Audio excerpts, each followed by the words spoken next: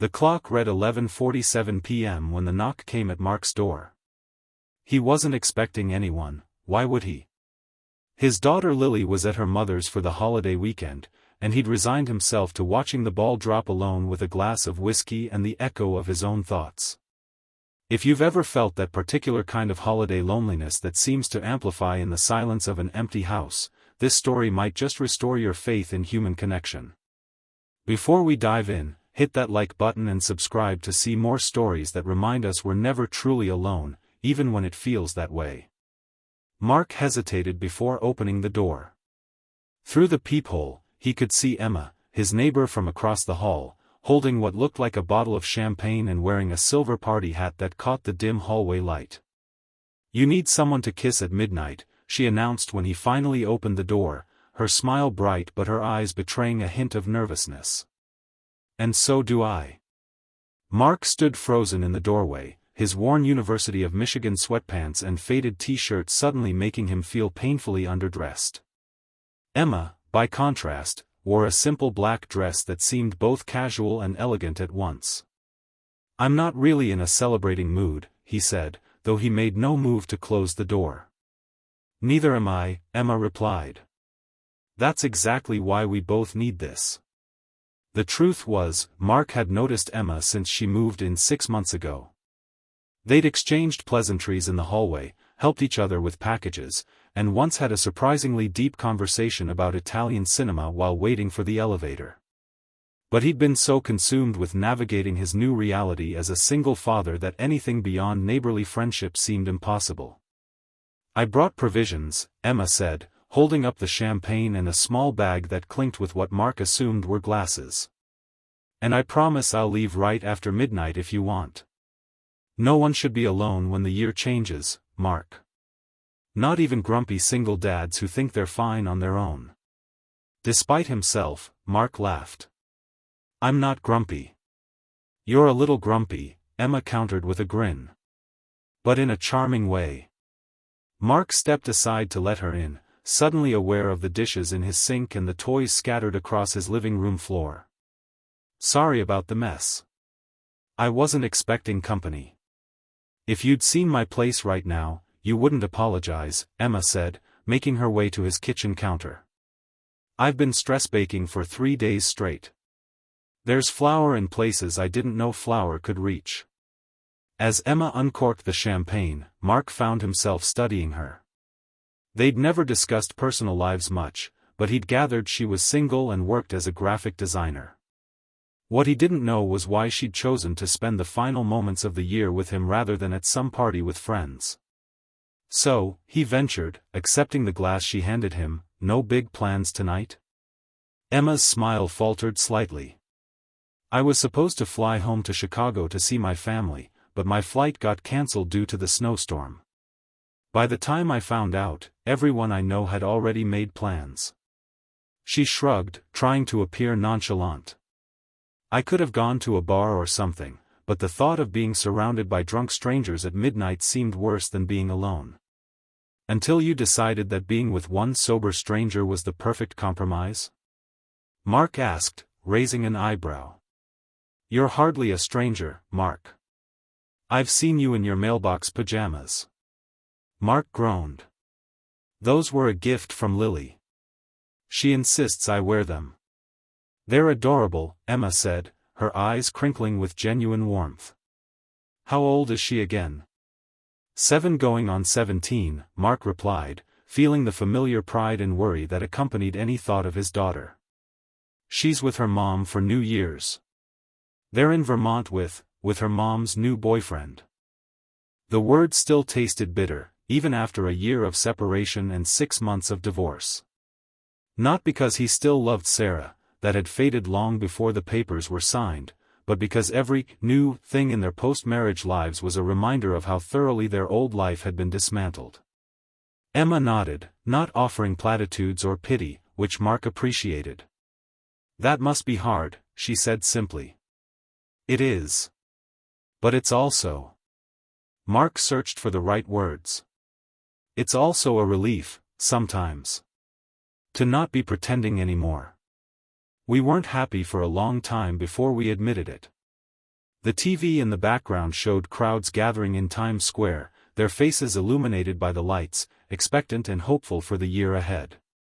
Mark had always found New Year's Eve to be an arbitrary milestone, but tonight, with Emma sitting across from him, he felt something shift, a willingness to acknowledge that endings could also be beginnings. 10 minutes to midnight, Emma noted, glancing at the TV.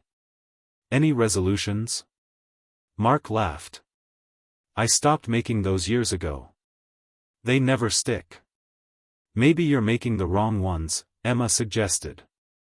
Instead of resolving to go to the gym more or eat less sugar, what if you resolve to do something that actually makes you happy?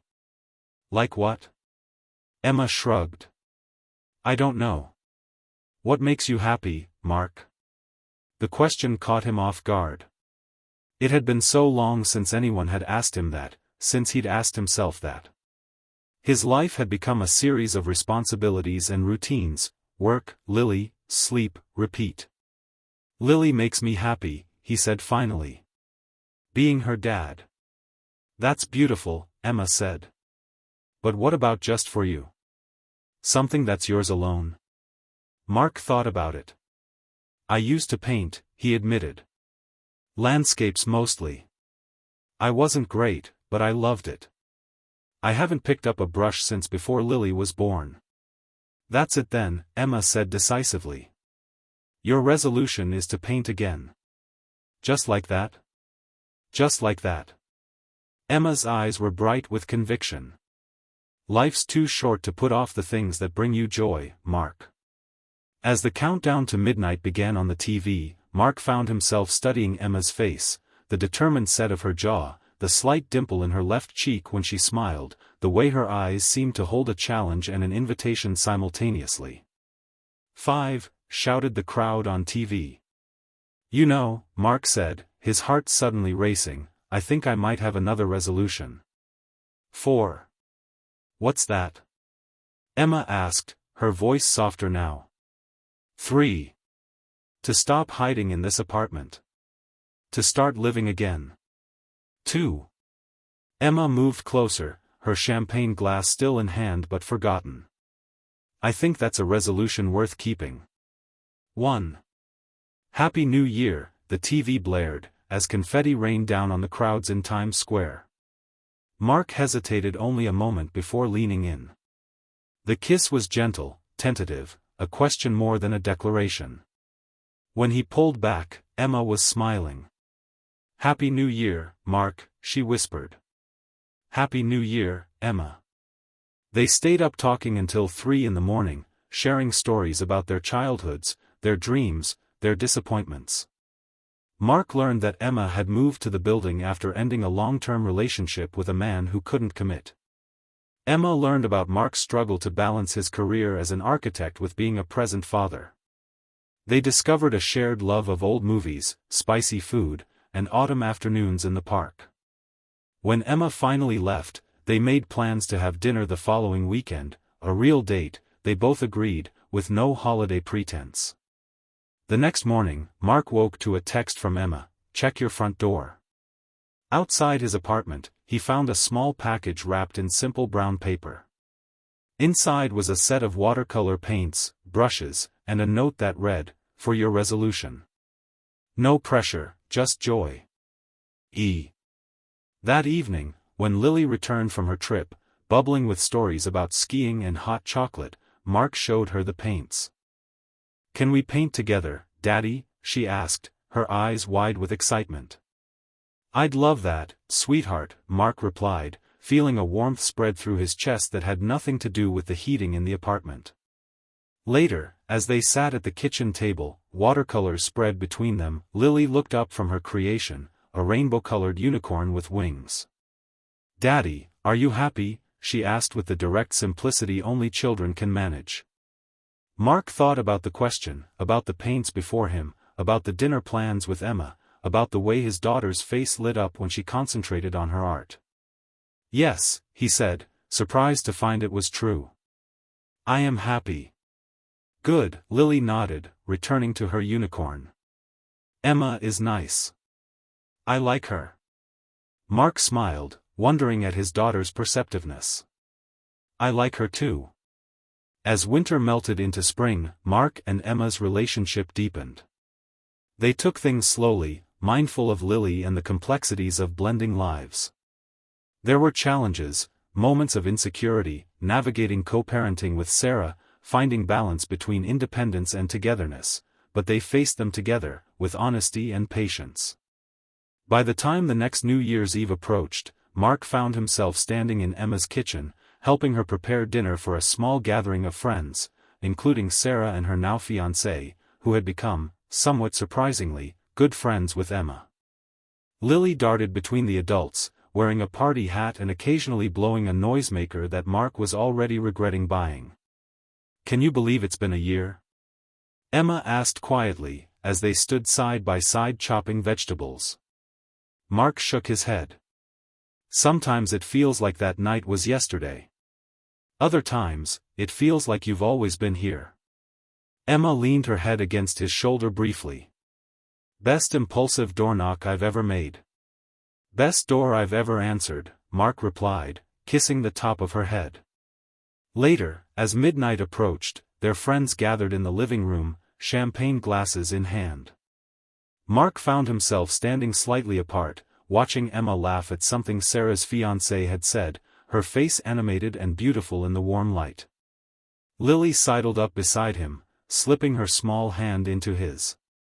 "Are you happy, Daddy?" she asked, repeating the question she'd asked nearly a year ago. Mark squeezed her hand gently. "Very happy, sweetheart." "Me too," Lily said decisively. "I think this is going to be the best year ever." As the countdown began, Emma made her way through the crowd to stand beside them, forming a small circle of three. When midnight struck, Mark kissed Emma first, then bent down to kiss Lily's cheek as she giggled. "Happy New Year," he said to both of them, his heart full. Outside, fireworks painted the sky in bursts of color and light, celebrating not just the turning of a calendar page, but the infinite possibilities that come when we open our doors, and our hearts, to unexpected knocks. If this story touched you, remember that connection can happen when we least expect it. Sometimes the greatest gifts come wrapped in ordinary moments. Like, subscribe, and share this video with someone who might need a reminder that new beginnings are always possible, even when, especially when, we think we'll be spending midnight alone.